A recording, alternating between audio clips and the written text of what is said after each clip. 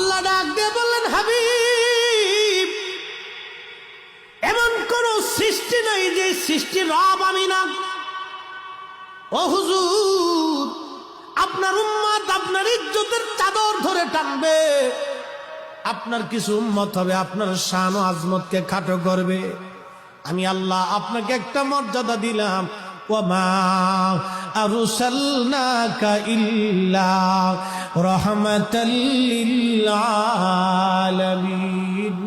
আল্লাহ ডাক দেখা, হাবিব, আমি আল্লাহ আসমানের রব, আপনি নবী আসমানের রহমত। আমি আল্লাহ জমিনের রব, আপনি নবী জমিনের রহমত।